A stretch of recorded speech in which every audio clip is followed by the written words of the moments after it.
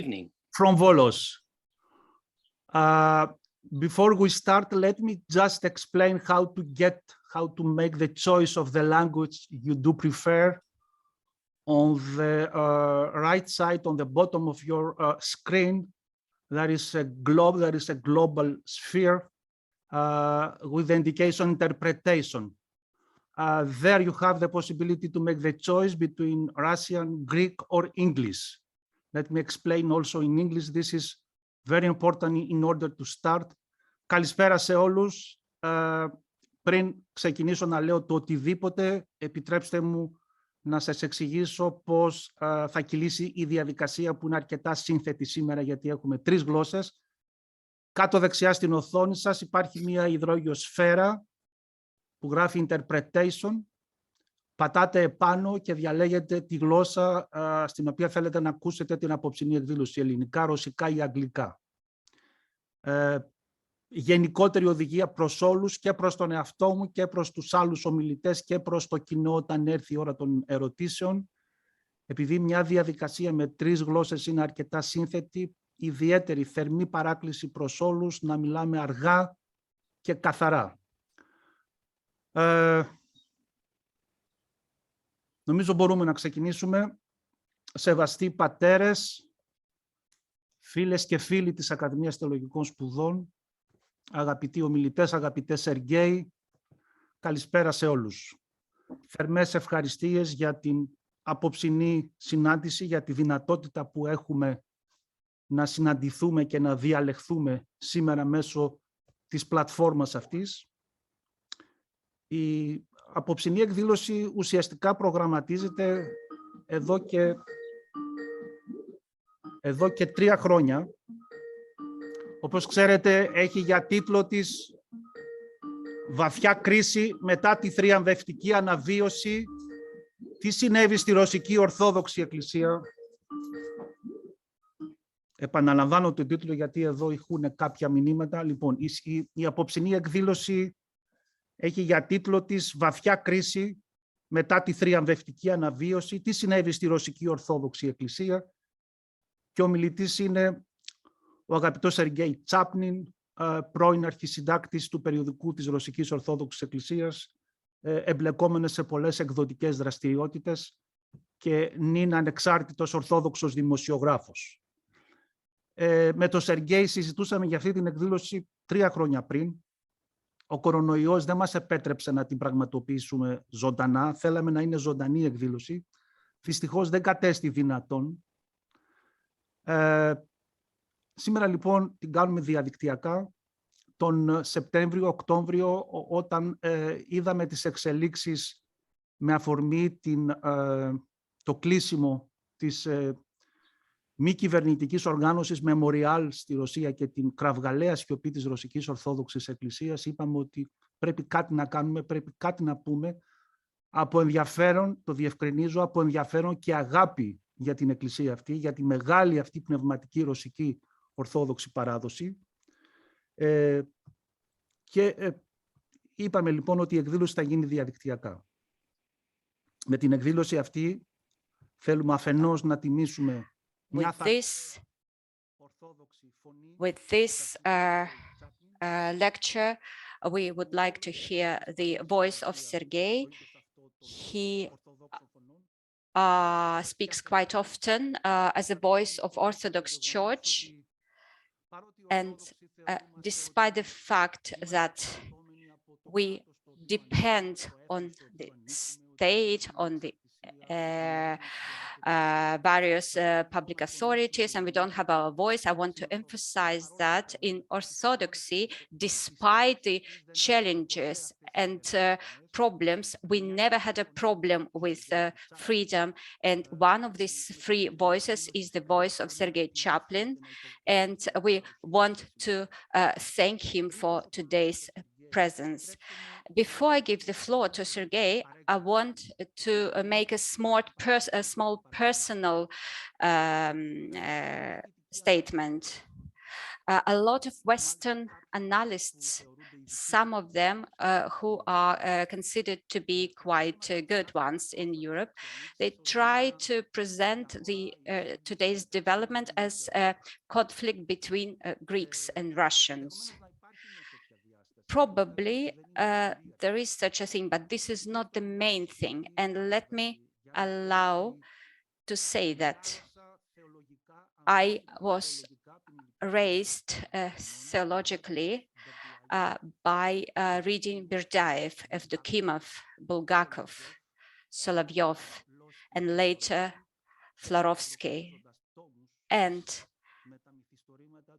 I was reading Dostoevsky and Tolstoy, and my first book and my first thesis were made on Dostoevsky. So I'm sure that it's not against Russia. We have love and interest, and now we take pity to what is going on in Russia and in Russian church. And this is the reason, and this is the main motive to organize these events. So after my introduction words, let me remind you that at the bottom, we can choose the language which you want to follow this lecture with. And I want to emphasize, and of course the organizer will remind it again, our dear Linga Leonova, that we have to speak slowly because we have 3 languages, we have interpretation.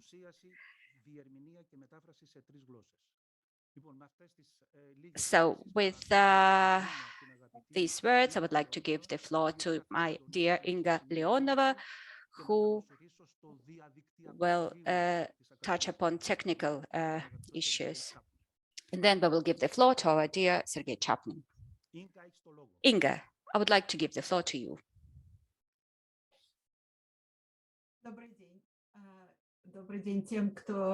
Good evening, those who listen to us on the other part of Atlantic in the States. Good evening to those in Europe. I would like to make some technical remarks on this seminar. First of all, the lecture is being recorded and it will be downloaded on the channel, on the YouTube channel, the Voice of Academy. Second, all the mics and the cameras should be off. If someone wants to participate in the discussions, the moderator, me, will make the announcement and our technical assistant will give the access to the camera and to the mic. Please, all your questions and comments, make them brief and to detail. Since we have an interpretation into 3 languages, we kindly ask the speaker and all the rest to speak slow and to speak clearly in order to make the work of our interpreters easier. Another technical thing, if you want to ask the question, you may use the following options. First of all, you can raise the floor. It is at the bottom of your screen. I think it's on the bottom, the chat where people keep writing. They have their comments there. And there is another chat, Q&A, questions and answers. I will follow up these 3 options, and if required, I will give the floor to the participants of this event. Sergei expressed his wish to have an interactive discussion today. Therefore, even though it is a lecture, if you need, sometimes we may intervene and interrupt the speaker, but it is up to me. I will do it. I will take these decisions. If you have any questions, please be free to ask, or you can do it in the chat during the lecture. Now I'd like to give the floor to Sergei Chapman. Pantelis has already made an excellent introduction to him. A good evening, good day, good morning. I am very happy to see you, to hear you. I'm very grateful to Professor Kalaitzidis to this invitation. And I would like to say that during 3 years, we are discussing this lecture. The contents of the lecture has changed radically. And the last time I had to replace the contents within the last 10 days.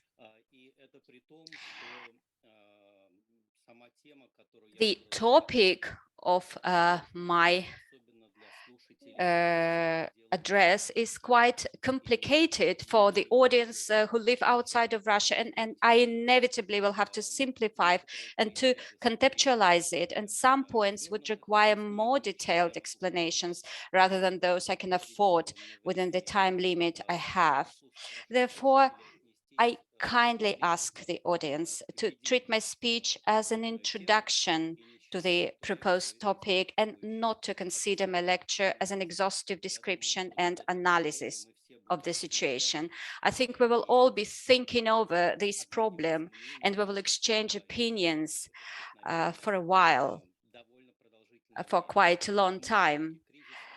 Why this crisis has taken place after such a great church revival, why it did happen with the Russian Orthodox Church.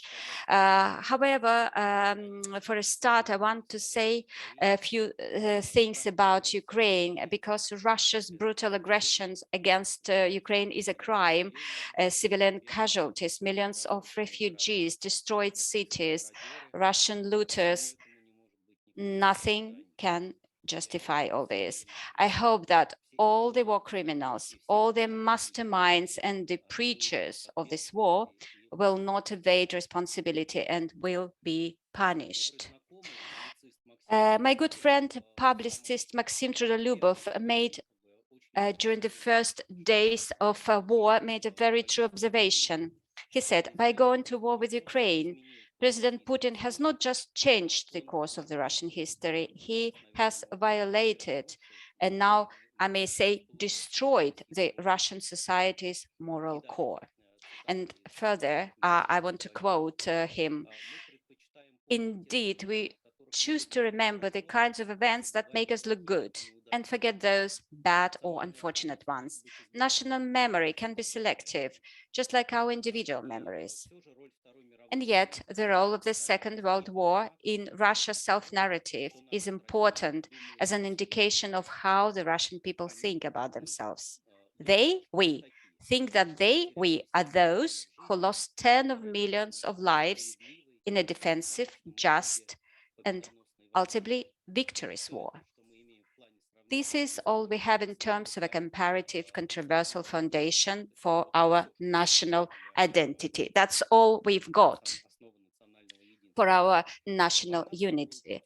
And the war that Putin and his henchmen unleashed in Ukraine on 24th of February undermines the core of Russia's cultural integrity, the nation's self-identity as a force that won a just war, a sense that Russian culture is a humanistic reflection on war and peace. In other words, Putin has broken the history of Russia.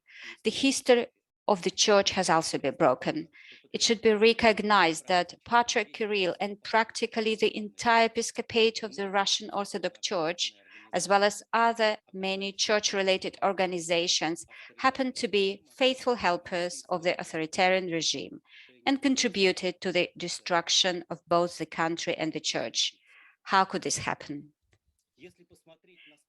If you look at references and encyclopedia articles that describe the church revival in numbers, you can't help but surprised. The history of a secular post-Soviet Russia at the eve of 80, at the end of 80s, at the beginning of 90s, witnessed an incredible religious renaissance. Rapid growth of the number of churches in Moscow and in Russia and in post-Soviet territory, in Ukraine, in Belarus. a rapid growth of the number of young priests, new theological schools, a rapid growth of the number of published religious literature. I will not bombard you with numbers and statistics. Indeed, they really look pretty. However, it makes no sense to talk about it in detail now. The main thing is that in the end, this turned out to be not a revival, but a restoration, a historic reenactment of some kind of Orthodox tradition. Saying that, I mean that no one has thought about what a living tradition is. Disputes between conservatives and liberals eventually boil down to a very simple thing. Which period in the church history is subject to more scrupulous restoration? The apostolic community, the church of the 2nd century, or the Russian Greek Catholic Church of the synodal period? The liberals were in favor of the early church, while the conservatives were in favor of the synodal church. Of course, I simplify, but I would like to emphasize the main thing. The main trend was the search of a certain kind of golden age in the past. And it wasn't instead of being a creative and active building of the church where a modern person would feel at home. Indeed, some communities, creative communities were created, but in general, they were more or less considered as outcasts. At the same time, the post-Soviet neophytes felt disoriented, extremely self-doubting, and accordingly, they had a desire to transmit their spiritual life and after it, the whole earthly life with its endless problems into someone else, more reliable hands, the hands of spiritual mentors. The monastic tradition of obedience was mechanically transferred to Soviet and then post-Soviet society in Russia. And since there was not enough experienced spiritual mentors for everyone, the neophytes literally were thrusting themselves to any priest they like in order to become their spiritual children. And such thirst for spiritual guidance from the outside world, associated primarily with the desire to refuse taking the responsibility for their own life, got the name junior eldership. And although it was condemned, it happily exists to this day. And here we have to agree with the criticism of religion by atheists. Religion enables a person to give up the opportunity to think independently and transfer the responsibility for decision-making to another person, someone more experienced and competent. A significant part of the Russian Orthodox Church follows this. And as it turned out, it is a dangerous path, and it brings us to a wrong way. A vivid example of it is the Moscow priest, the archpriest Artemy Vladimir. During the first days of war, he became notorious for his frankly fascist sermon. His followers and admirers, and mostly women, now are called Artemis. So this is a so-called sect within the Russian Orthodox Church. I would like to make some quotations from his sermons. I won't be able to render his intonation, but the words themselves are quite vivid. Some celebrities are in solidarity with fascism. Galkins, Palkins, and other pop stars proclaim no war. Ukro-fascists are the vipers fed by Europe. Now Russia is at war, as she has always been, with the collective West. What can the West give birth to? Only to ISIS and to neo-fascism. They can only raise cannibals. For 25 years, the inhabitants of Ukraine have been teaching their children the lesson, kill the Russian in yourself. And this is the priest of a Moscow church, is quite a famous priest who has a quite a high rank for the last 30 years and further. How many Russian people who did not agree to sell their souls to fascism are languishing in prisons of Kharkov and Kiev? Who counted the number of raped girls or of our compatriots whose internal organs were cut out and sent to Europe? So he's not talking about the atrocities made by Russian soldiers. He was talking about the atrocities made by Ukrainians on the territory of Ukraine. Further, he goes on, Russian troops carry out a special operation in order to organize the Nuremberg trials over the whole Europe. The goal of this operation is the defascization of all Europe. This operation is global. Russia, as always, is liberating the world from fascism, from a digital concentration camp, unquote. I want to say a few words. I have to emphasize that this quotation is quite common for the official church narration. If the patriarch himself is being a bit more accurate, some bishops and metropolis are quiet on the level of grassroots in various regions of Russia. Some spokesmen are appointed who are rendering pro-Kremlin propaganda without any doubt. They're voicing, and not for the first week, the ideology of the Kremlin. So I believe in the Russian Orthodox Church and among people of Russia, the percentage of support of Putin and of Kirill is quite high. Since we follow up a certain history, since we are talking about the church revival, I want to go back to my body of my lecture. An important part of modern history is periodization. So when I talk about revival of the church, we have to see the various periods of church's development. And if to follow the more or less traditional periodization, we are talking about the period between 1988 to 2008. Therefore, we're talking about 20 years. It starts from the celebration of a millennium of the baptism of Rus and until the Patriarch Alexis II passed away. So this is a ceremonial, festive periodization. We cannot close our eyes to what I may call as a dark and tragic side of this period. Violence against the clergy did not stop during these years. The beginning of the church revival period was marked by a murder of a wonderful priest, preacher, author, archpriest Alexander Mein. It happened on 9th of September 1990, and this crime hasn't been solved yet. The end of this period was marked again by a high-profile murder of a very well-known priest and preacher. The critic of the existing structure and institutions of the Russian Orthodox Church, archpriest Pavel Adelgeim. It happened on 5th of August 2013. After the church revival period, the new era began.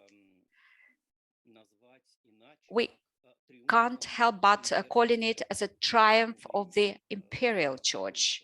By that time, the country has stopped the attempts to build the democratic society, the democratic state, and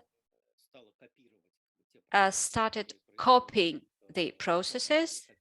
The church started copying the processes that were going on in the state, and that imperial church organically followed the previous period of the church revival. And looking back, we have to admit with bitterness that the main religious issues that Russia has resolved over the course of 3 post-Soviet decades were not connected with theology and not with the relation between God and people and not with the observance of the commandments, but with the justification of its history and with perception of its state.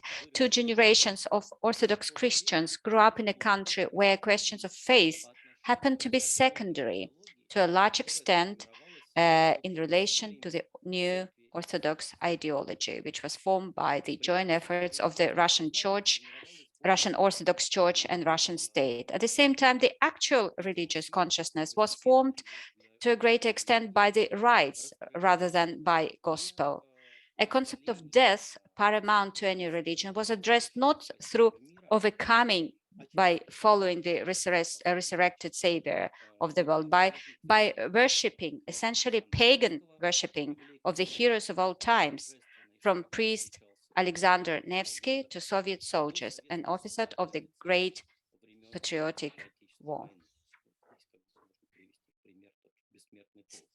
For example, Бессмертный Polk, the generation of people who remembered the atrocities of the World War II has gone, and they have been replaced by a generation of those who decided to give radically new meaning to the war narrative. The war as a tragedy, as a crime against humanity was completely forgotten, and victory was closed in the Messiah garb of the Russian weapons victory over the world's evil. Thus, they tried to fully justify the complex history of Russia in the 20th century.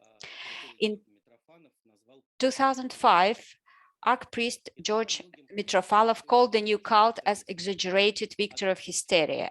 And at that time, to many, that seemed too harsh. However, now many agree that that was the only possible moral assessment.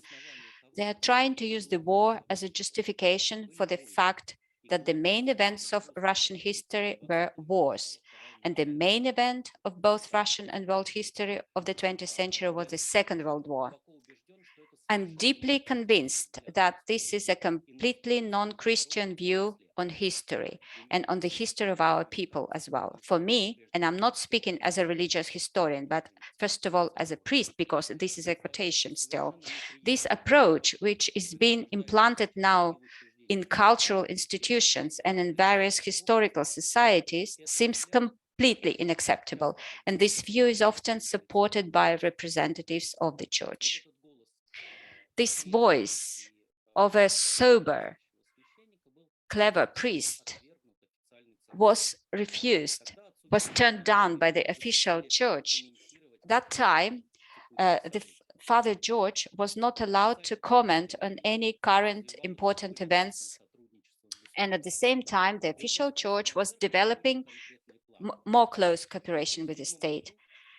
And the state had very specific plans for the church. In 2007, speaking about orthodoxy and nuclear research, these two topics were widely discussed because a nuclear center of Russia was situated, was located in the Sarov monastery.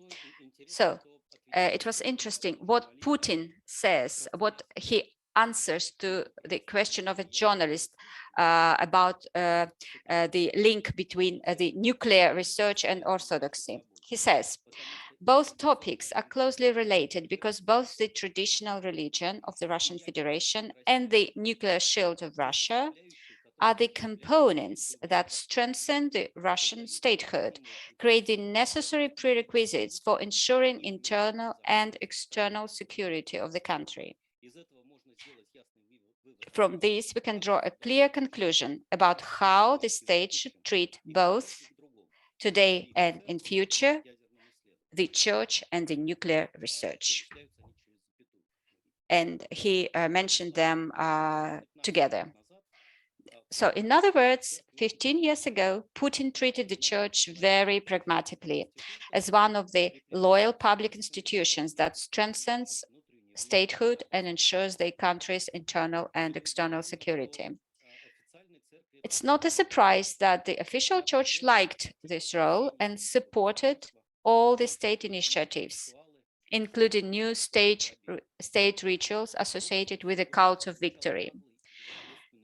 The impotent and irresponsible slogan we can repeat sounded louder and louder in the society. Now we can see that there were people who not only wanted to repeat, but they were prepared to do so. It was only necessary to appoint someone as new fascist. So they decided not to bother much, and they gave this name, this title, new fascist, to our closest friends and neighbors. This new imperial myth was constructed, taking into account the personal ambitions of two key figures, President Vladimir Putin and Patriarch Kirill. This para-religious myth was based on archetypal ideas about Holy Russia and Moscow as the third Rome, but placed them in a circular context which was easier to understand by mass audience. Nevertheless, the religious component, though moved to the backdrop, remained quite noticeable. A declaration condemning the Russian world prepared in March of 2022 by a group of Orthodox theologians describes the skeleton of this myth in quite good words. Let me quote again. The teaching states that there is a transnational Russian sphere of civilization called Holy Russia, Holy Rus, which includes Russia, Ukraine, and Belarus, and sometimes Moldova and Kazakhstan, as well as ethnic Russians and Russian-speaking people throughout the world. It holds that this Russian world has a common political center, Moscow, a common spiritual center, Kiev, as the mother of all Rus, a common language, Russian, a common church, the Russian Orthodox Church, Moscow Patriarchate, and a common patriarch, the Patriarch of Moscow, and the Holy Rus, who works in symphony with a common president, national leader. This transnational leader, of course, it is Putin, who governs this Russian world, upholding a common distinctive spirituality, morality, and culture. What is important? Putin was saying that we have to support external and internal security because this Russian world, so the teaching goes, stands the corrupt West, led by the United States and the Western European nations, and which has this collective West has capitulated to liberalism, globalization, Christianophobia, homosexual rights promoted in gay parades, and militant secularism. An important part of this myth has become a kind of sacred state, empire, whose borders do not coincide with the borders of the Russian Federation. This sacred state, so to say, in addition to the political center in Russia, has a spiritual sector. And the problem is that the spiritual center of this sacred state is situated outside of the Russian Federation, therefore on the territory which is governed by Vladimir Putin. As a natural consequence of faith in the sacred state is the desire to return to what turned out to be outside of the state borders of modern Russia. And to do this, in order to justify this, they had to do some substitutions, some replacements. First of all, they had to declare that Moscow Rus is a successor of Kievan Rus, and two people, Ukrainians and Russians, and then sometimes they add up the Belarusian ones, came out of the same Kievan baptism labor. This formula is often repeated by both Patriarch Kirill and the government officials. Even the president himself for several times mentioned that for him, this formula has an important meaning. In 2013, he in particular says that in Dnieper Laver, in the Kiev Laver, a choice was made for the whole Holy Russia. So pay attention to his key words. A choice was made here for all of us, our ancestors who were living on these territories. Our ancestors who were living on these territories made this choice for all our people. Of course, he makes a remark. Later he says, for all our people, I say, meaning that, of course, we understand today's realities. These are Ukrainian people and Belarusian people and other people, and we treat all this heritage with respect. But basically, our common spiritual values lie that make us a single people. So Vladimir Putin is writing this in 2013. Have a note. So this is one substitution, that Moscow Church is a successor of the Kiev Rus. Second, in the hands of those who oppose the Russian world, Kiev is laying, and this poses a threat to Russia. So Russia found an excuse to unleash a war. This was the final distortion, and as a result, a betrayal of a messianic idea, at least in its Christian meaning. Unfortunately, Patriarch Kirill fully supports Putin's special military operation against Ukraine. The point is that he treats Ukraine exactly the same way as Putin does. These are not simple words. 4 years ago, at the meeting with Patriarch Bartholomew, Kirill stated bluntly, they, the president and the parliament of Ukraine, are not representatives of people. They seized power as a result of coup d'etat during Maidan uprising, and they want the autocephaly in order to strengthen their power, which they seized illegally, and people will overthrow them and drive them out of power. That is why they need autocephaly in order to stay in power with the support of ecumenical patriarchate. I repeat again, Patriarch Kirill absolutely sincerely supports the Putin's war against Ukraine, and he still believes that someone must defend God's truth, that we are really one people that come out of Kiev baptism laver.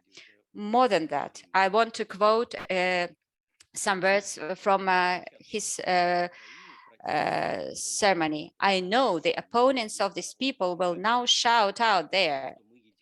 Again, the Patriarch says that we are one people, but the Patriarch cannot say otherwise because this is a historical and God's truth. And the fact that we live today in different countries does not change this historical truth and cannot change it. Therefore, the responsibility of Patriarch is for not preventing or for not condemning the war where Orthodox Christians kill each other. Yes, he is responsible. He could have appealed to president. If it's scary, he could have excommunicated those who are responsible for the death of civilians, women, and children. But the Patriarch kept culpably silent, and he's still silent. The talks about sanctions against the Patriarch did not appear by chance. It is known that Patriarch Kirill has a large personal fortune. And a few years ago, all the information about him and his fortune were made classified after the annexation of Crimea. The Russian parliament passed a law that the property of all those who are under the protection of the Federal Security Agency can be treated as classified from the point of view of national security. What is the problem? If you have something to hide, that means your fortune is quite big. And we clearly understand that the money our Patriarch made the same way as many other oligarchs did, thanks to his proximity to the Kremlin and to the corruption schemes to withdraw money from the budget of the church. I suspect that diplomatic and political sanctions against the Russian Orthodox Church will be announced soon. The priests living for European states will not be given religious visa, and the possibility to expel the Russian Orthodox Church from ecumenical organizations is being discussed. I think these are the measures that have to demonstrate at which stage the church is now. It is scary, but it is good. It is correct. For years, the risk of losing Ukraine was the nightmare of Patriarch Kirill. He wanted to rule the largest Orthodox Church, which covers not only Russia, but all the countries of post-Soviet area. A new empire within the borders of at least Russia, Ukraine, and Belarus was a dream of President Vladimir Putin. However, Patriarch Kirill considered these lands as his canonical territory. This term, which was invented a decade ago, a bit more, it is not, it hasn't been created by chance. It demonstrates the imperial ambitions of the Russian Orthodox Church. Even though from the very beginning this term was criticized widely, its dangerous role in forming the empire church has been underestimated. Therefore, within his so-called canonical territory, having Russia, Ukraine, and Belarus, the church was geographically and geopolitically more imperial than Putin's Russia, the new empire of Vladimir Putin. And in this sense, Kirill, of course, was his closest ally. And Putin was dreaming to have a territory which is close to the territory spiritually governed by Patriarch Kirill. It is important to remind you about the formula which is ascribed to St. Lawrence of Chernihiv, which states the following: just as it is impossible to separate the Holy Trinity, the Father and the Son, and the Holy Spirit, this is one Lord, so it is impossible to separate Russia, Ukraine, and Belarus. They are all together form Holy Russia. Usually, we in quotations, we see only the second part of these words, but this is a political theology that guides the Patriarch. And Ukraine, along with Russia and Belarus, in the Holy Russia, has a special role. We can say that it is a sort of mysticism. However, it is not a Christian mysticism.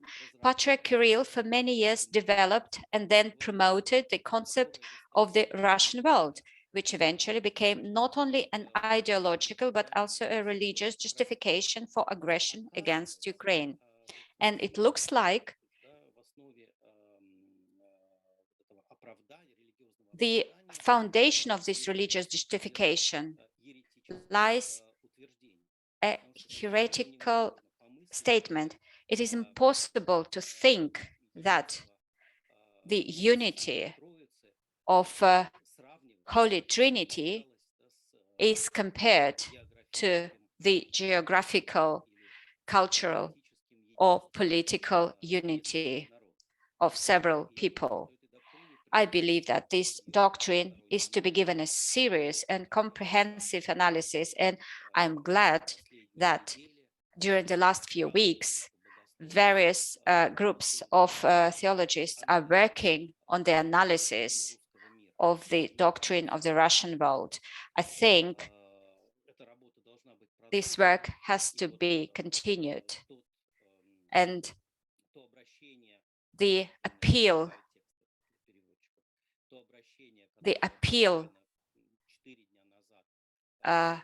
which happened which was published 4 days ago by a group of Ukrainian priests with a call to the local Orthodox churches to evaluate the possibility to hold a judgment over the Patriarch Kirill. I think it is a very unique initiative. They collected more than 400 signatures of Ukrainian priests.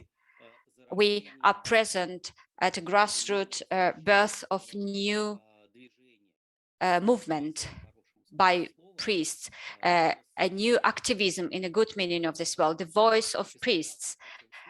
The episcopate didn't want to hear that voice, and now they decided to speak out loudly, and they're not afraid of anything. Let us have a look at what is going on in Ukraine. We may say that during the last few weeks, Ukrainian Orthodox Church, under the jurisdiction of the Moscow Patriarchate, has gone through two important stages. The first stage is the massive refusal of Ukrainian priests to commemorate the name of Patriarch Kirill during their divine services. It is no exaggeration to say that there are thousands and thousands of parishes who do that. And it is again very understandable, because Patriarch Kirill didn't show any sympathy to his Ukrainian congregation. During the days when the whole world gasped when they learned about the brutal killings of civilians by the Russian army, Patriarch Kirill remained silent, as if nothing happened. He didn't stir a finger to support his flock in Ukraine. Moreover, he himself did everything possible to be hated just like Putin. And here it is notable to say that non-commemoration of the Patriarch is an initiative made at a grassroots level. Not a lot of bishops were sympathetic to it. However, at the end, they supported it, but not everywhere. Publicly, less than 17 dioceses agreed with not commemorating Patriarch Kirill on the territory of Ukraine, and another number of churches decided not to publish an official document, but silently or orally they blessed their priests not to mention Patriarch Kirill in their services. But looks like pro-Moscow sentiments are still quite strong in Ukraine. And the second phase, the second stage that Ukrainian churches are going through. This is the stage when priests and bishops appeal to Metropolitan Onufry of Kiev and all Ukraine to hold a council and decide on independence from the Moscow Patriarchate. If the first stage was quite predictable, you know that a number of parishes stopped commemorating the Patriarch shortly after the start of the war in Donbass. The second step, the call for autocephaly, is a new stage. The difficulty is that after these calls, the whole Ukrainian Orthodox Church is on the verge of a schism. I think that is why Metropolitan Onufry still keeps silent, and he does not react on these calls to convene the council and to create the new status to the Ukrainian Orthodox Church. Why? He perfectly understands that Patriarch Kirill will not give him any autocephaly, and Patriarch Bartholomew again will not give the autocephaly, because in 2019 he already gave the Thomas of autocephaly to another church of Ukraine. And here we have a paradox. On one hand, many Ukrainian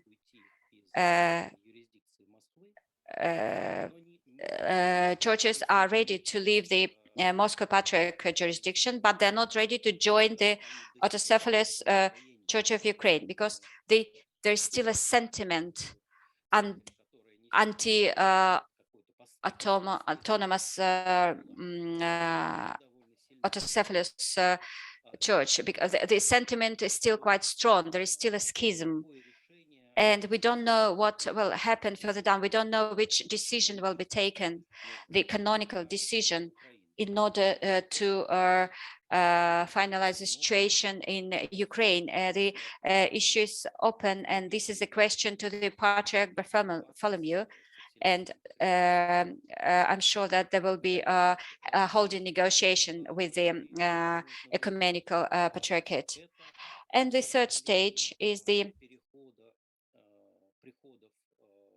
transition or new stage of transition of individual parishes and monasteries to the jurisdiction of Autocephalous Church in Ukraine. This was caused by some events. The first time after the announcement of Autocephaly, 2 monasteries were transferred to this Autocephalous Church. However, I do not believe that it will be a mass phenomenon. Under pressure of secular authorities, some monasteries and churches or parishes, they do get transferred to the Autocephalous Church of Ukraine. But seriously, I don't think this transition will be vast. And again, we have to treat with respect and gratitude the role of Ukrainian state. The state in Ukraine tries to be aloof. In the past, there was a draft law that proposed quite a harsh scenario, which was to ban the Ukrainian Orthodox Church, Moscow Patriarchate, to nationalize the property that belong not to parishes, but to administrative bodies, to terminate the rights to use cultural heritage sites, including the Kiev-Pечorsk Lavra. However, this draft law was not adopted and it will not be adopted. And however, now the churches have to think which, and if each parish have to decide on each status. This draft law violates the constitution and the rights of people, of citizens for to preach their religion. That is why this draft hasn't been even taken for discussions by the parliament. It was withdrawn. And here, I think it was quite an unexpected decision.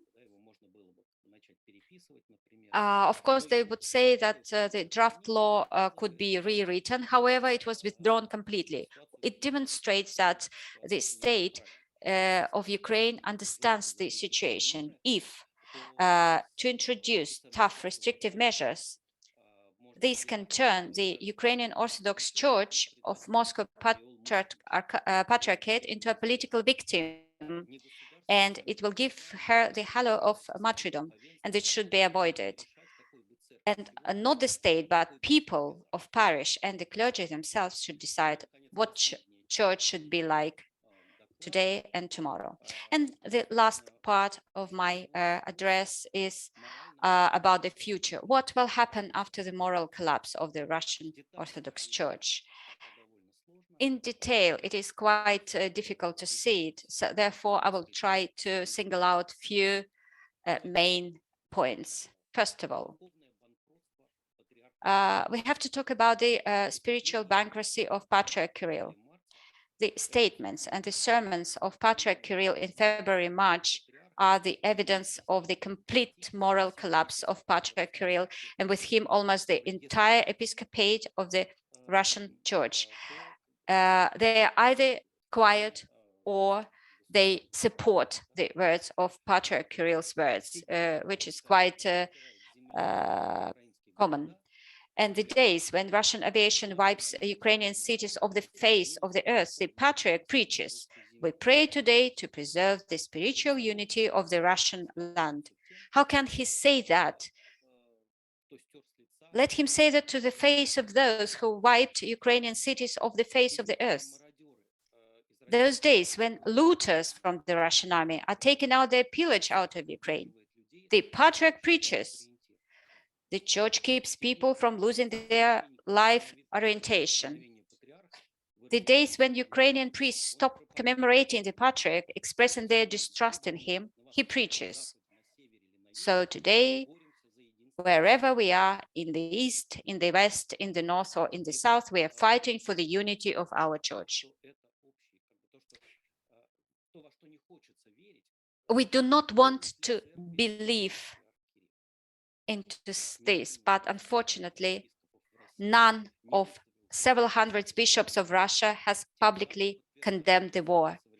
thereby confirming that the Church of modern Russia is in a subordinate position to the state, and it does not have and does not want to have an independent voice. Today, this is evident both in Russia itself and in the entire Christian world. I would not be surprised if following Russia, which found itself in both political and economical isolation, the Russian Church would also find itself in isolation. However, the Patriarch Kirill himself is not aware of what is going on. Everybody sees his moral bankruptcy. He, being a person with no principle, believes that supporting Putin is normal and natural. If the situation suddenly changes, then he'll make a new statement from the pulpit of the Cathedral of Christ the Savior in line with the political new agenda, and everything will be fine with him. He has lived up to the age of 75, and he knows very well that he has always get away with lies and hypocrisy, and ethics and morality does not exist. So he is building his church on these premises for the last 10 years when he was put on the throne. So few words about the future. To sum up, for many years, the great Russian church was like a layer cake. In this church, various contradictive sometimes trends were surviving. And the war in Ukraine has exacerbated the main contradiction. By the Russian Orthodox Church, we mean on one hand Patriarch Kirill and his official church completely loyal to the Putin's regime, and on the other hand, those parishes and monasteries that strive to live a Christian life according to the gospel. So these are the Christian entities. So I'm convinced that a Russian Orthodox Church may survive only if there will be a complete dismantling of the present structure of the church. If there is a collapse of Russia, then the collapse of the church will be inevitable. I will say tough words to the question, isn't it a pity to dismantle the church? I will confidently answer no. This church to dismantle is not a pity. This historical structure, this historical construction created by Stalin in 1943 cannot be reformed. In 1990s, we naively counted on reforms. Nothing has happened. We failed. And I don't think we should even try it for the second time. The entire administrative superstructure has to be scrapped. All those who preached Russian world and war must be condemned. A new council is needed, which will determine what will be the new structure of a church life. Yes, indeed. While for the time being, it sounds quite bold, almost completely impossible, almost mad. However, even 2 months ago, we were saying that a war with Ukraine is impossible. And I really do hope that the church will survive in Russia. However, the church will survive the one which will face into people and society and not to the state. Thank you for your attention.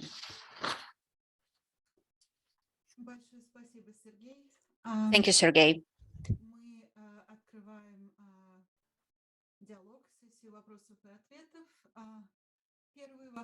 We would like to announce the question and answers session. We have few questions from Aristides. Do you agree with Patriarch? Do you think that most of the hierarchs of the Russian Orthodox Church agree with Kirill? And if no, is it possible to elect the new Patriarch? And are there any priests in Ukrainian Orthodox Church who support the position of Moscow Orthodox Church. Unfortunately, I cannot say anything in detailed or clear or good about the bishops of the Russian Orthodox Church. We can witness that bishops in Russia keep quiet, keep silent. I've mentioned that already. And for 5-6 years ago, I called them silent episcopate. This is a tragedy of the Russian Orthodox Church. They either repeat after the Patriarch Kirill or they keep silent. That is why, in fact, we do not know about the opinion of the episcopate. However, we can draw a conclusion that their silence means their agreement, that they are in agreement, in full agreement with their patriarch. We know only 3 or 4 bishops who have declared about their disagreement with the position of Patriarch Kirill. The most openly it was made by Metropolitis Inocentis of Lithuania. He declared that he condemned the war, and he said that we are on a different position with the Patriarch Kirill. It's a Metropolitis Ioannis Dubninsky, Russian Archiepiscopi in Paris. He condemned the war again, quite straightforward. A bit softer, I think, under the pressure of society, of community. Metropolitan Alexander from Riga expressed his opinion, and quite a curious situation happened to Metropolitis Evgenius in Estonia. On one hand, he signed the Council of Churches of Estonia statement prepared by Lutherans, by Estonian Lutherans, obviously, and he tried to soften the wording of this statement. And on the other hand, in a big TV interview, he proved to be on a position favorable for Russia. Therefore, he was quite vague, and he kind of turned down the position of solidarity, because he expressed non-solidarity actually with the position that was expressed in the statement prepared by Estonian Lutherans condemning. I want to interrupt. Right now, I saw a post of Konstantin Egert from Lithuania. Priests who do not support Patriarch Kirill, they were fired, and loyal priests were appointed in their place. Yes, I already saw this news. Some friends of mine by SMS or by internet, they're sending me this news. The statement of Inokenti was supported by the smaller part of Lithuanian clergy. Very few people. The majority, together with Vicari, were against. They were trying to hide their position. They are not speaking publicly. However, they condemn they condemn the words of Inokenti and his position, but quite quietly. And I think they are writing letters to Moscow. Inokenti will reach 75 in 6 months, and he will have to resign anyway, according to the statute. However, I believe he may stay for a few months. And since it's a sort of revolution, so I think he will be displaced in a while. The second question is about Cyprus. I think та поддержка, которой пользовалась Русская Православная Церковь. Support that Russian Orthodox Church enjoyed in Cyprus, ideological support,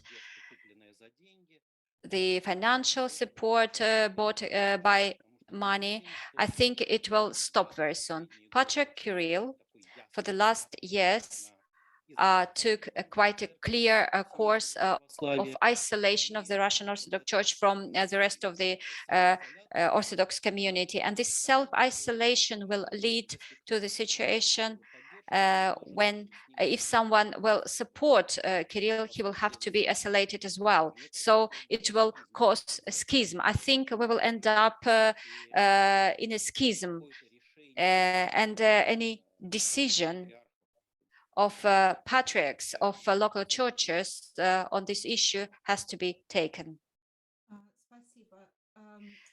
Thank you. A question from Elizabeth Theocritus. This question is in English. I completely agree that the Russian ecclesiastical imperialism is highly dangerous and incompatible with the gospel. Sorry. But my impression is that the Ukrainian reaction to it, however understandable, is also strongly influenced by ecclesiastical nationalism. Is that fair or not? And she clarified that the question related to the earlier events leading up to the Ukrainian Autocephalous Church and not the current events since the start of the war.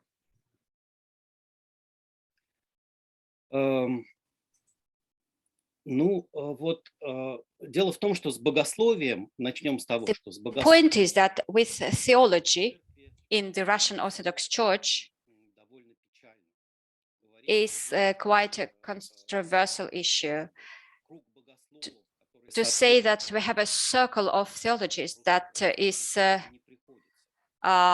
in line with the size of the church, no, it's wrong. First of all,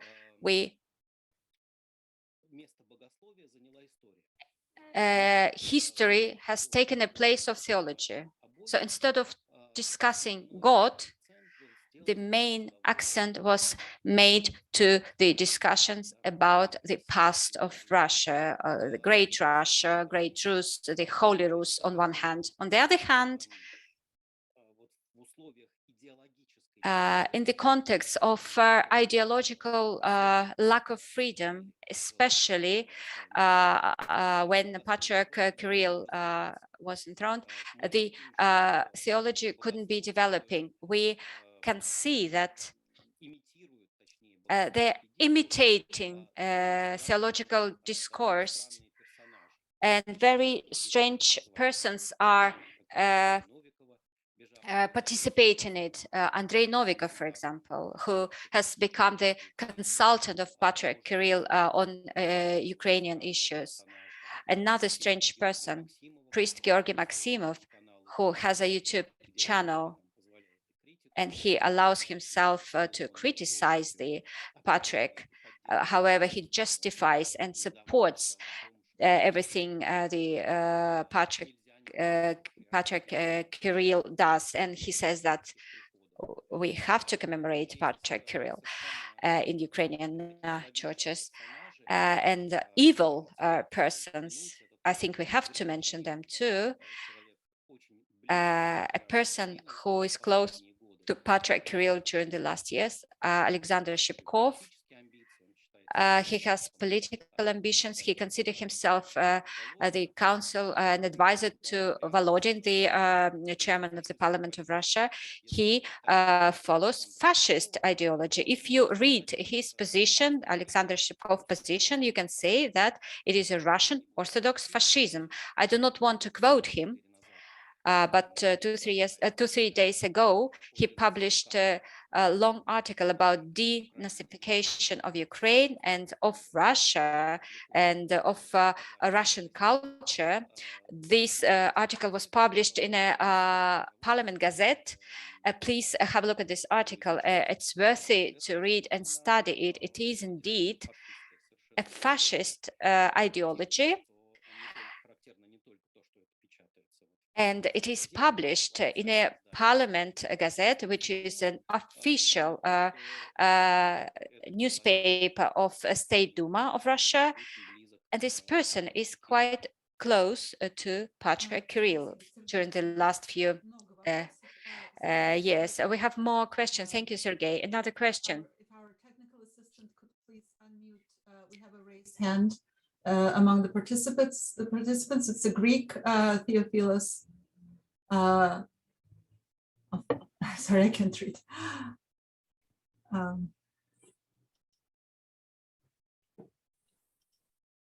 Ναι, δεν ξέρω αν ακούγομαι. Не знаю, если меня слышно. I'm sorry, I don't know if you can hear me. Everybody hear him very well. I want to thank very much Sergei, and in particular for the information he has given to us for what is going on in the Russian Orthodox Church. And for all of us who we do not have the access to the information, it was impossible to find it out by ourselves. So as a theologist, as a Christian, as me, I have to condemn, I can't help by condemning the war of Russia against Ukraine, against democracy. I did it in writing, in a piece of writing published by the Volos Academy of Theology.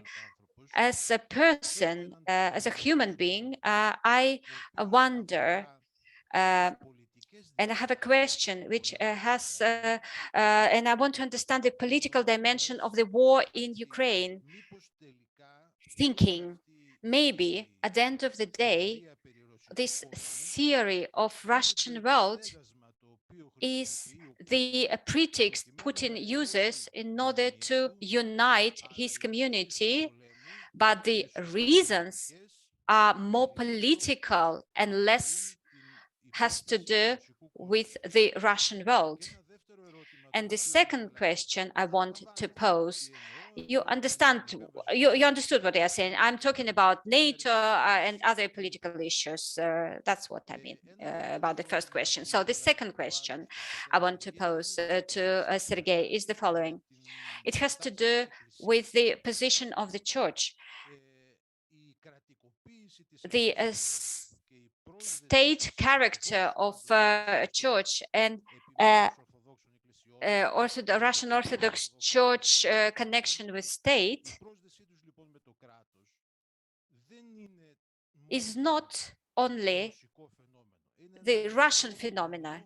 It is a worldwide phenomena, absolutely has nothing to do with church. It's absolutely against the spirit of the gospel, but it is not only the Russian phenomenon. You know that from March, sorry, of 211, they're bombarding Libya. And in order to bombard Libya, they were using some religious ideology. I'm saying that in order to ask you, finally, don't you think that the problem is deeper? Don't you think we have to look at it as a theologist and as Orthodox Christians, we have to look at it from a different angle? Thank you.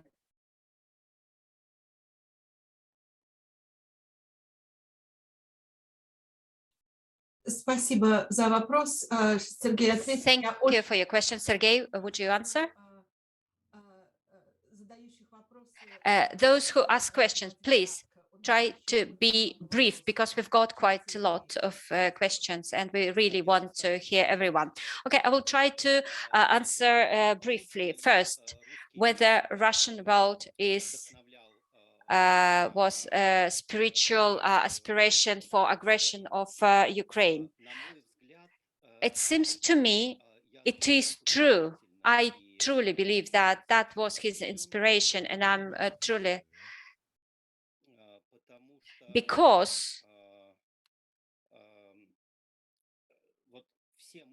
all us simple people and experts, we were sure that there will be no war with Ukraine, that it is impossible. A week before the beginning of this aggression, my friends were asking, because there was quite a tension in Ukraine, some people were leaving and they were asking, what do you think? And I said that it is just a big political performance with some Russian troops around along the borders of Ukraine, and I'm sure that nothing will happen and the common sense will prevail, because we know how the modern world lives, and they will prevent Putin from this aggression. However, it did happen. Neither economical nor political or any other motivation Putin had in order to unleash this war, apart from the religious motivation. And now we can see that how difficult moral in what a difficult moral situation the Russian troops are fighting, because they understand that this war is unjust. Obviously, they do not know what they fight for. It is impossible to explain to them what they fight for. So they don't understand the religious mysticism of Putin. That is why they don't want to fight. Of course, there are other reasons for failing in that war, or it's corruption, poor management, but the moral condition of the army again explains the failure of Russian army. When we talk about collective West, about denazification, it's not about motivation. And it is a poor ideology that does not explain the reasons for the war. People do not understand what they fight for. That is why the Russian world is a foundation for the decision of this war, because only one person took a decision for this war. It is the president of the Russian Federation. And he lives in an isolated world. And in his world, there is a rotten mysticism. And the second question, sorry, I didn't write it down. Okay, I do remember now. About the response of churches to bombarding and violence and opinion of national churches. Yes, I do believe that it is important to look forward. We are in this situation when witnessing the crash of the Russian Orthodox Church, we understand that the same illness, the same diseases are from the same diseases the other churches suffer. Of course, the problem of the Russian world is the most vivid. However, the same other churches, other local churches suffer the same problems in the modern world. And I hope the church will collect itself and give the response. I think it is important to create a fast theological response to all the challenges that appear during the war with Ukraine. I do not have ready answers. However, I believe that our responsibility as members of the church is to make bold steps, and neither Russian world or any similar concepts of Great Serbia or Great Ukraine or Great Byzantium would not be supported by local churches, neither on the level of rhetorics of a certain bishops and nor on the level of people of the country. Thank you, Sergey. Next question will be in English. What role do you think Metropolitan Hilarion Alfeev plays in this whole tragedy of the Russian Church? Apologies if you responded to this earlier. I was slightly late. You didn't mention it. Мы видим, что митрополит Иларион молчит. Он, насколько мне известно... We can see that Metropolitan Hilarion keeps silent. He didn't say anything publicly, not even a word. He did not give any assessment to this war, not a word. I believe it has to do with the fact that Patriarch Kirill kind of saves him as a diplomat for negotiations. We know that he's been to Vatican a while ago. I think he visited a few other places. I'm not following up his trips but if he expresses his opinion and supports the military aggression in Ukraine, he would lose his reputation and nobody would have any negotiations with him. For Kirill, it is important to demonstrate the support of the Russian Orthodox Church by other clergy. However, Папы Франциска Кириллом на Ближнем Востоке, мне кажется, I совершенно believe it is quite scandalous to speak about the meeting of the Pope of Rome with Kirill. I think it is quite scandalous to have the International Council of Church about not expelling the Russian Orthodox Church from the Council. The point is that by demonstrating a non-evangelic treatment of this war and of this tragedy, I think the Russian Orthodox Church lost its right to be called as an Orthodox Christian church, at least the official part of it, the one which participates in negotiations, in the work of council, etc. So the Christian world has to show that the church has to get back to the basics, to the Christian attitude. But if the Russian Orthodox Church deviates from those principles and ideology, we have to show that this church is not welcomed, and we have to show it. One of the reasons to demonstrate it, that it is something very seriously wrong, is to impose an international isolation on this church. Thank you. Next question, Pantelis. If our assistant could please unmute Pantelis. Thank you, Inka. I will ask my question in Greek. Θα μιλήσω ελληνικά. Πρώτα απ' όλα θα ήθελα θερμά να ευχαριστήσω Прежде τον всего, Σεργέη хочу Τσάπνιν поблагодарить Сергея για αυτή την Чапнина τόσο за эту πιστική και θαραλέα прекрасную συζήτηση. лекцию, за это Νομίζω ότι μας выступление. έλυσε πολλές απορίες, μας Вы διευκρίνησε πολλά ответили στοιχεία, на αλλά много τουλάχιστον όσο με αφορά, вопросов επιβεβαίωσε и για άλλη μια φορά разъяснили την εκτίμησή μου ότι много ο σημερινός ομιλητής непонятной είναι μια από τις информации. σπάνιες θαραλές και Это ελεύθερες φωνές человек, της который ρωσικής обладает ορθοδοξίας. бесстрашием. την Это было άποψη очень αυτή бесстрашное τιμάει выступление, την παράδοση της ρωσικής ορθοδοξίας. которое, и поэтому я с Θα μου большим επιτρέψετε να κάνω уважением μια отношусь παρατήρηση και να υποβάλω μια к нему ερώτηση. за это. Я Η сейчас παρατήρηση хочу έρχεται σε συνέχεια задать. των όσων είπε ο The Σεργέη Τσάπνιν. Και θέλω να I have σημειώσω to comment. ότι I want to thank Sergei ακριβώς and όπως to πολύ make ωραία a μας comment. εξήγησε και μας είπε ότι Very η θεολογία nicely he ουσιαστικά explained that υποκαταστάθηκε theology από την ιστορία και από την has been νοσταλγία του replaced παρελθόντος. by history of the Ενός past of παρελθόντος Russia, αυτοκρατορικού, the που σημαίνει authoritarian η απουσία της past, θεολογίας, σημαίνει και την απουσία which της εσχατολογίας, means that there σημαίνει is την no νοσταλγία, theology. όχι των εσχάτων, However, there is a αλλά την νοσταλγία nostalgia παρελθόντων for the ιστορικών και past, for the πολιτισμικών historical σχημάτων and ή past and μοντέλων. cultural part. Και αυτό Past δεν είναι μόνο η ρωσική αυτοκρατορία. models. Για μας τους Έλληνες είναι το Not only Βυζάντιο.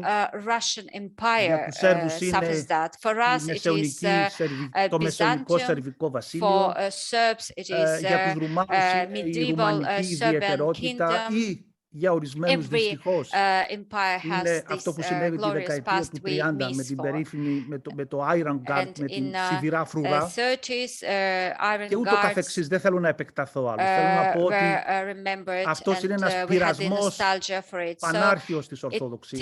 is a Ο problem Φλωρόφσκι that πάρα πολύ is ωραία σε quite πολλά common κείμενά του for μίλησε για τη Orthodoxy, συνθηκολόγηση της and Εκκλησίας με την Florovsky was αυτοκρατορία. talking about it, referring to Δυστυχώς the αυτό που ο glorious πατήρ part Γιώργος of Φλωρόφσκι empires επισημαίνει and application of this συνεχίζεται μέχρι τις ideology. μέρες μας. Florovsky keeps saying that Θα we ήθελα have to όμως, fight it. δηλαδή However, αυτή η I want λύθη της εσχατολογίας, αυτή η to υποκατάσταση της Βασιλείας του Θεού από τη stupid people who βασιλεία are trying του to Τσάρου, replace του the kingdom Αυτοκράτορα, του of βασιλιά, God. του Βυζαντίου, της Σερβίας, της They want to κλπ. replace it with the kingdom of tsars or of Θα emperors. ήθελα όμως να κάνω την εξής παρατήρηση και την εξής However, I want διευκρίνηση που είναι πολύ to make βασικό. the following comment or Ο πειρασμός clarification, αυτός which is very basic.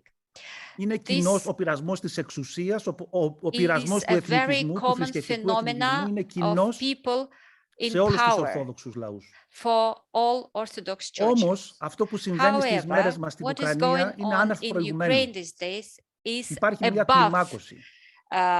the scale of Και it στην Ελλάδα is έχουμε θρησκευτικό εθνικισμό. unacceptable. Αλλά στην Ελλάδα, επειδή In μεγαλώσαμε, Greece, τουλάχιστον η we δική μου have γενιά η similar problem. θεολογική, However, σε my ένα ελεύθερο, generation at least, we δημοκρατικό, were ευρωπαϊκό raised in a κράτος, free, democratic υπάρχει European κριτική, country. υπάρχει θεολογική With κριτική. there is a Μπορώ criticism, πολύ there is a πρόχειρα να κατονομάσω theological τουλάχιστον 10 criticism, Έλληνες θεολόγους and I can σύγχρονους που έχουν ασκήσει name πολύ αυστηρή 10 κριτική theologists, στον ελληνικό θρησκευτικό Greeks, εθνικισμό, who στην ελληνική εκκλησία και έχουν criticize επισημάνει το the πρόβλημα.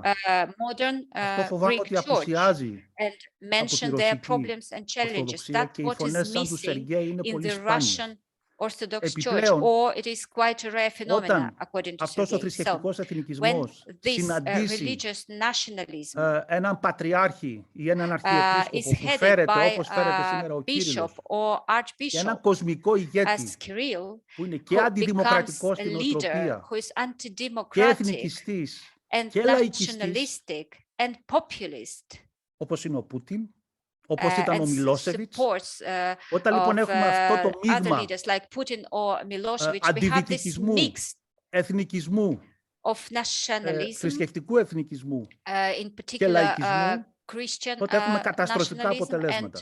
Ας θυμηθούμε populism τι that έγινε leads στην to πρώην Ιουγκοσλαβία τη catastrophic δεκαετία του 90. results. Let us remember what happened Ας to θυμηθούμε τις ex-Yugoslavia. ευθύνες της Σερβικής Εκκλησίας. Δεν ήταν η Let's μόνη που είχε remember ευθύνες, the αλλά είχε ευθύνες η Σερβική liability Εκκλησία, τις of οποίες the δεν έχει Serbian αναλάβει μέχρι Orthodox σήμερα. Church, which is Και ας still δούμε not τι γίνεται accepted σήμερα by them. δυστυχώς στη Ρωσία And και στην again, Ουκρανία.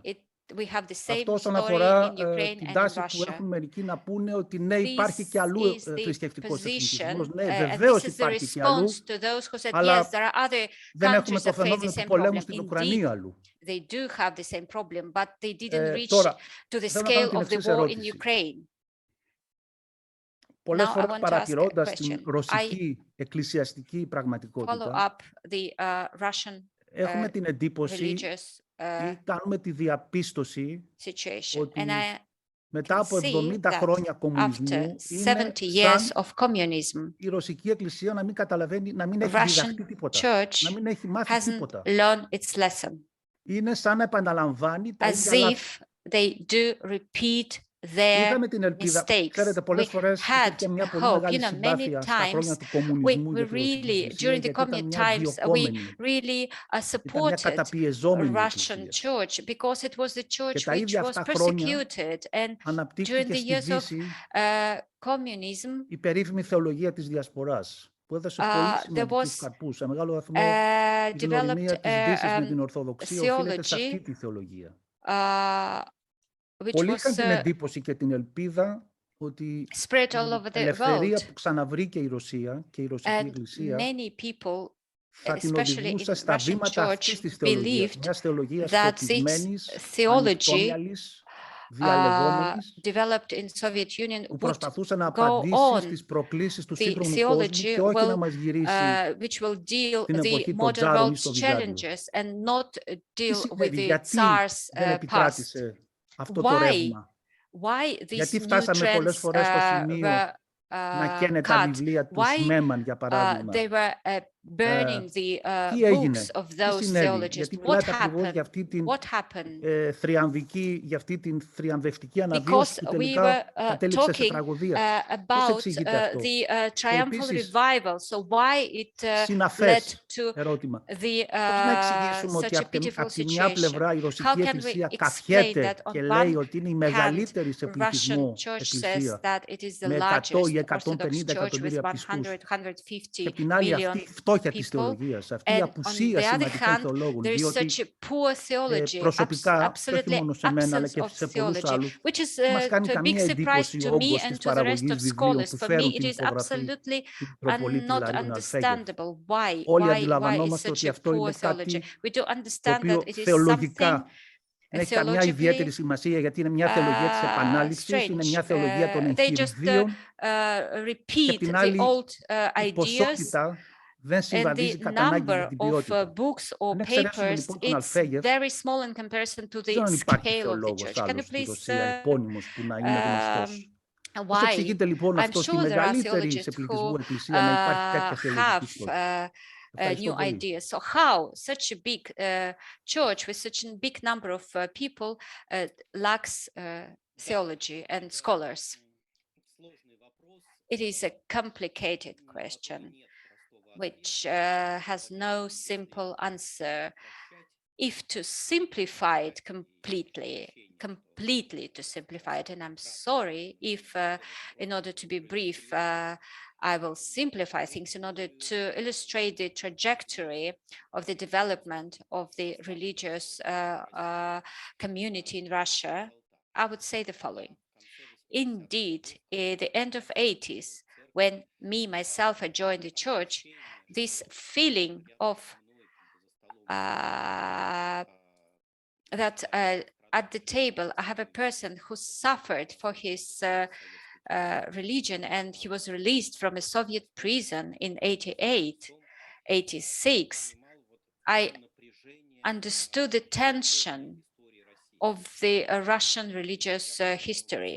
I remember in 1989, when the Synod of Russian Orthodox Church announced and made Saint the priest of Patriarch Tikhon. It was scary because he was anti-Soviet person, and the Russian Church, though, decided to canonize Patriarch Tikhon. So what happened? Why this beautiful, bright potential we had during the first years of church revival just disappeared? My answer is the following. In fact, instead of Russian Orthodoxy, instead of Russian Orthodox Church, we received a so-called post-Soviet civil religion, where the main thing is interests and worshipping of the state, of the new empire. The new empire required to be treated as worshipping. They wanted worshipping. On the other hand, quite formal treatment of the church. There are rights, there are obligations, there are factual obligations to visit the church, to participate in ceremonies, and that is enough to be a Christian. If I fast, if I go to church, I am a Christian. So the truth, those who ask for truth, they were forgotten. So these are the words from an old book. How many wars Russia had during the last few years after the collapse of the Soviet Union? Many. So peace for us and for the governors of Russia wasn't important, were not important. I know at least that at least a son of one famous Moscow priest became an MP, and he never dared to condemn the war or to vote against the legislative acts that prevent me from going to Russia, because if I go to Russia, I will be imprisoned for calling the war and aggression the aggression. No, he kept silent again. in the government of Russia, we have people who are religious, and I know that they graduated from a theological school, they go to church, they pray. None of them, not even once, spoke out. They have a direct access to Putin. None of them stir a finger. None of them said one word to our president or to our people, because they do have this opportunity to speak publicly. They never said anything. All of them, they put into the first place not the Christ, not the truth, but loyalty to the political elite, which still is concentrated around the culpable president. And I don't think we can expect from modern Christians of Russia who are related to the state, we won't be able to hear truth from their mouths. That's what the Russian revival has turned into the obedient, scared of state institution, a community which is afraid of the state. That's it. I want to remind everyone that we have only 10 minutes till Pantelis sums up the situation.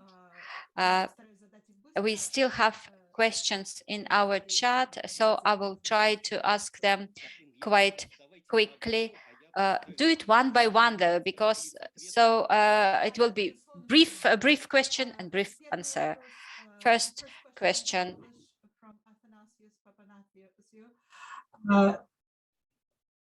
The whole discussion about the imperial ideology and the responsibilities of the Moscow Church is of vital importance, yet I'm afraid that the self-awareness of the Orthodox churches in general is heavily haunted by nationalism and by integration into the state affairs. You talked about that.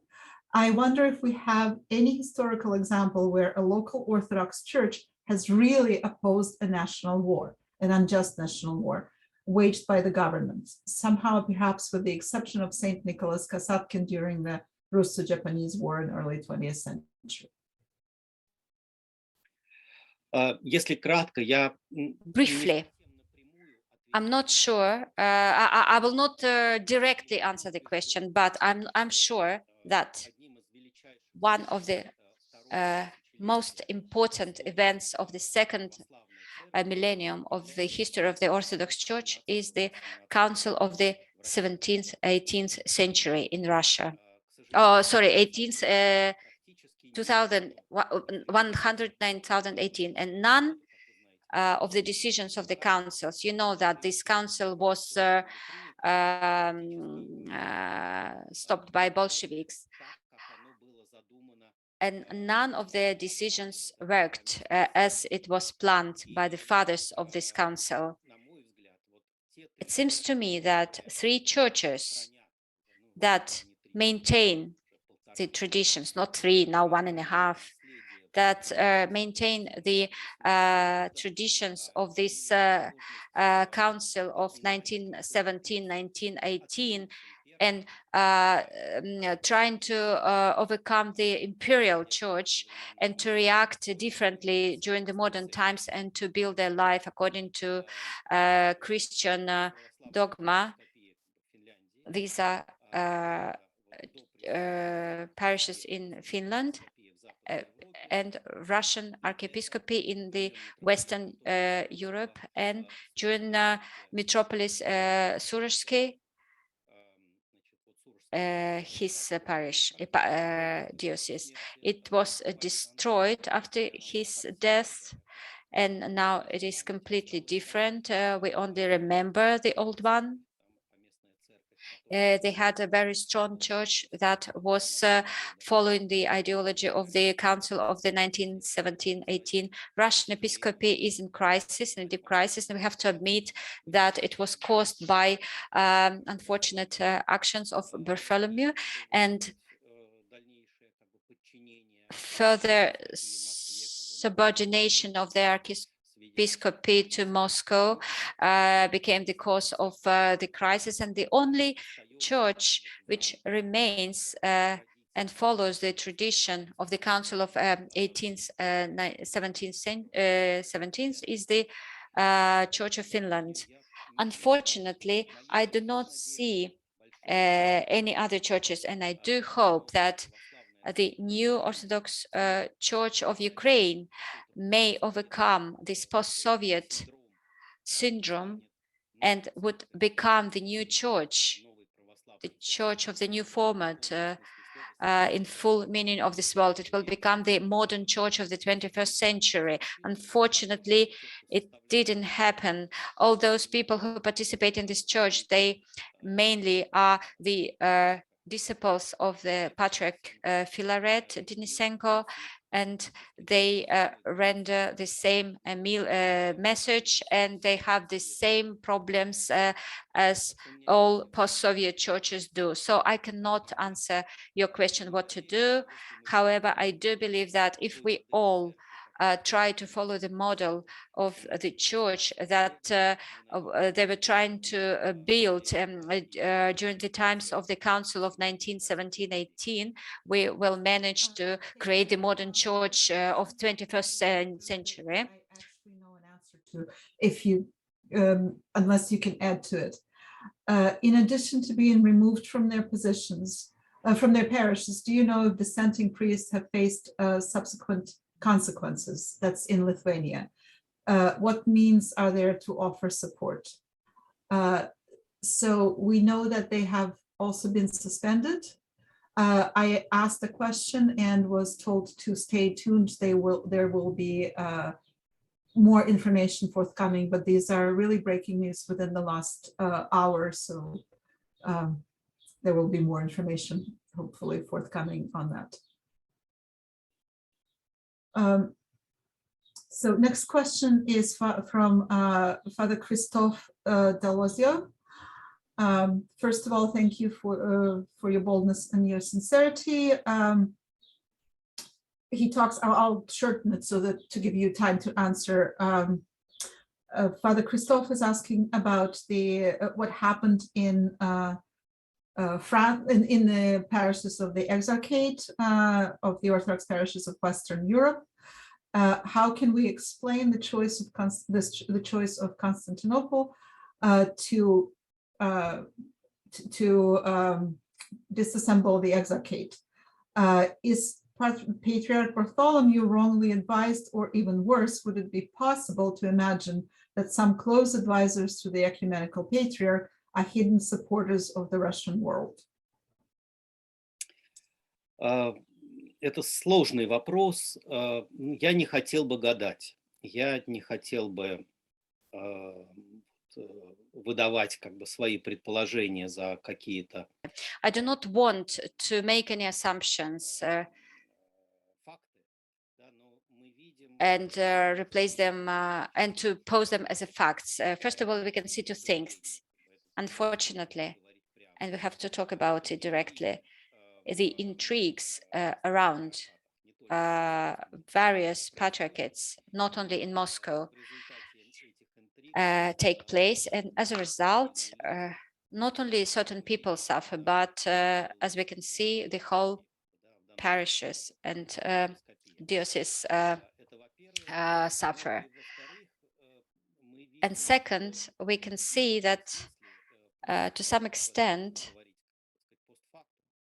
we can state this post factum that Patriarch Bartholomew, thinking about giving autocephaly to the Church of Ukraine, decided to make a gesture towards Moscow, towards Patriarch Kirill, and to some extent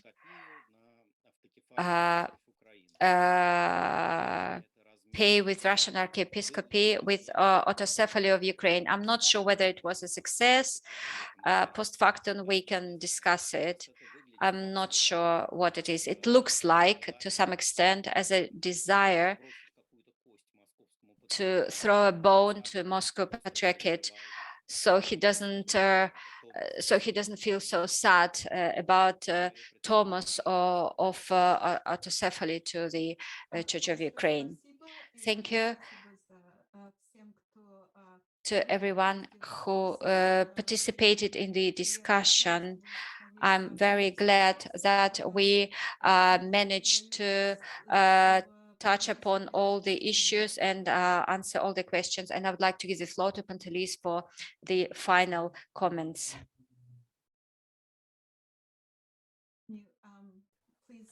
Thank you, Mika, and thank you, Sergei. Look at the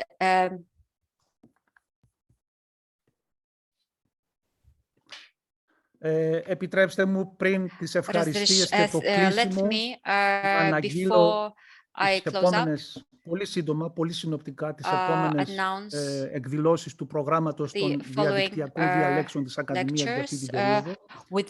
Έχουν ήδη αναρτηθεί στο chat και στα ελληνικά και στα αγγλικά. Εγώ θα τις πω πάρα πολύ συνοπτικά. Εσείς μπορείτε να δείτε στο chat ποιες είναι οι επόμενες εκδηλώσεις και στα ελληνικά και στα αγγλικά. Στις 4 Μαΐου στρόγγυλη τράπεζα, ο ρόλος του Παγκοσμίου Συμβουλίου Εκκλησιών στον 21ο αιώνα και η συμβολή της Ορθόδοξης Εκκλησίας. Στις 17 Μαΐου στρογγυλή τράπεζα, η ερμηνευτική των κανόνων της Εκκλησίας και η σημασία του Κυγδαλίου σήμερα. Is 17th of May, the hermeneutics of the canons and the place of the rudder of today's church life. Να έχουμε προσκεκλημένο μας τον σεβασμιότατο Ron Williams, πρώην Αρχιεπίσκοπο του Canterbury, που θα μιλήσει με θέμα την χριστιανική πολιτική σκέψη με αφορμή το έργο του πατρός Sergiu Bulgakov. And sites from Sergius Bulgakov. Η αυτή σειρά των διαδικτυακών this year cycle will be closed up 27th of July with round table, την Ορθόδοξη Χριστιανική και την Ισλαμική Θεολογία των Θρησκειών, the religious others and Orthodox Christian and Islamic theology of religions, with the participation of Dr. Athanasiou, πρόεδρο του Ιδρύματος Αντιάν, Nalia Tabara, President of Adian Foundation and Professor of Islamic States from Beirut. So everything is published in our chat, loaded in our chat. You can see this information. I would like to thank cordially Sergei Chaplin for his lecture, for all the information that has been provided to us. It is very difficult for him, and we are grateful for his effort, for his courage, and we wish him to continue the work in this direction. I want to thank Ingo Leonova that accepted our invitation and to moderate tonight's lecture, to interpreters who made this lecture possible in various languages, in 3 languages, Russian, English and Greek, and we are grateful to them.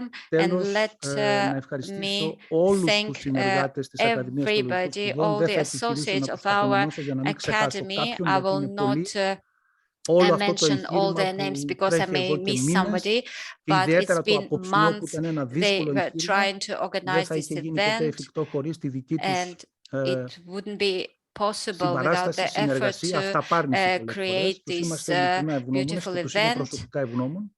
So I'm personally thankful to them, grateful to them.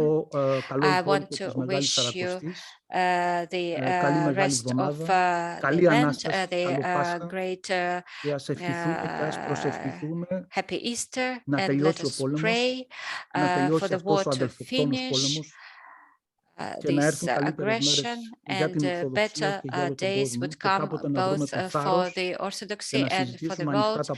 And I wish we will all have courage to discuss the current affairs, because our words are our arms, and you can see what's going on, and we have to find the courage and to discuss it and to fix it in order to make some necessary revisions of our ideas. Thank you very much. Happy Easter, and thank you for participation. Να είστε καλά. As far as I Καλή συνέχεια understand, σε όλους σας. everybody Καλή stayed δύναμη. till the end. So I'm very grateful. That means this discussion was very fruitful and interesting. Thank you.